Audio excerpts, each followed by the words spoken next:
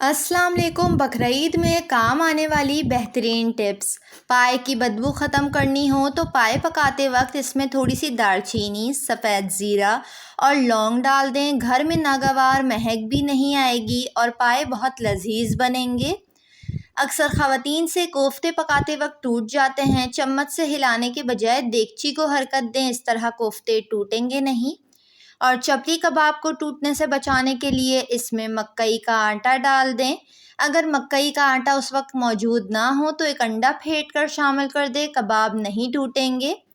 मसाले जात को पहले से पीस कर महफूज कर लें। अगर मसाले जात में हींग का टुकड़ा रख दिया जाए तो ये ज़्यादा अरसे तक कारआमद रहते हैं। गोश्त फ़ौरन गलाना हो तो पपीते का पेस्ट का इस्तेमाल करें। अगर पपीते का पेस्ट नहीं है तो ज़रा सी छालिया डाल दें। 1 किलो गोश्त के लिए 1 छालिया बहुत है। गोश्त या कलेजी की बिसान ख़त्म करनी हो तो 1 खाने का चम्मच आटे की भूसी छिड़क दें और 10 से 15 मिनट के लिए छोड़ दें। इसके बाद धोकर पका लें, बिसान नहीं आएगी। बारबेक्यू या हैवी खाना खाने के बाद ग्रीन टी या गर्म पानी में लीमू निचोड़कर ज़रूर इस्तेमाल करें। ऐसा करने से हाजमा ठीक रहता है और बदहज़मी की शिकायत नहीं होती। सेहत के एतबार से कोयले पर पकी चीज़ें बेहतरीन हैं। ईद उल अज़हा के मौके पर तेल पर बनी हुई चीज़ों का इस्तेमाल कम करें। इसकी जगह बारबेक्यू पर बनाकर चीज़ें खा लें, मगर एतदाल के साथ।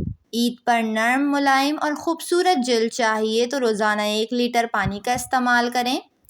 गोश्त पकाते वक्त जल जाए तो इसमें थोड़ा सा दूध डालकर इसकी अच्छी से भुनाई कर दें।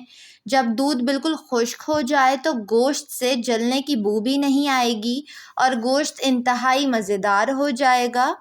बड़ी ईद के मौके पर खाने की ज़्यादती की वजह से बदहज़मी और डकारें आने लगती हैं। इसके लिए बकरीद से कुछ दिन पहले ही काला नमक, अजवाइन और सौंफ, तीनों चीज़ें हम वज़न लेकर पीस कर सफ़ूफ बना लें। चूरन तैयार है। जब सीने में जलन या भारीपन महसूस हो तो पानी का साथ खा लें, फ़ौरन आराम महसूस होगा। जो लोग हार्ट अटैक, कोलेस्ट्रोल और मैदे के मरीज़ हैं, इनको खाने में गोश्त के साथ साथ लहसुन और धनिए की चटनी लाजमी बना कर दें। ऐसे लोगों को चाहिए कि गोश्त बहुत ज़्यादा खाने से गुरेज करें।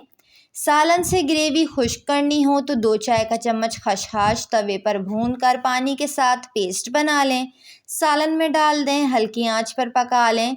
सालन फ़ौरन गाढ़ा हो जाएगा। बकरीद पर खाने को जायकेदार बनाना हो तो घर के बने गरम मसाले का इस्तेमाल करें। बकरीद की तमाम डिशेस मज़ेदार बनेंगी। गोश्त काटते वक्त हमेशा ख्याल रखें, बोटियां हमेशा छोटी रखें ताकि मैरिनेट करते वक्त इसमें मसाला भी सही तरह से जज़्ब हो जाए और पकने में आसानी हो, जल्दी गल जाएगी और पकने के बाद नहायत ही मज़ेदार बोटियां बनेंगी। बकरा ईद में खाना खाने के बाद ग्रीन टी का इस्तेमाल लाजमी करें, क्योंकि बड़ी ईद के मौके पर हैवी खाना खाने के बाद अगर ग्रीन टी पी लिया जाए तो खाना सही तरह से हज़म भी हो जाता है, वज़न भी नहीं बढ़ता। और कोलेस्ट्रोल के मरीज़ों को तो ग्रीन टी लाजमी पीनी चाहिए, क्योंकि गोश्त में काफ़ी ज़्यादा चिकनाहट होती है। वीडियो को लाइक और चैनल को ज़रूर सब्सक्राइब कर लें।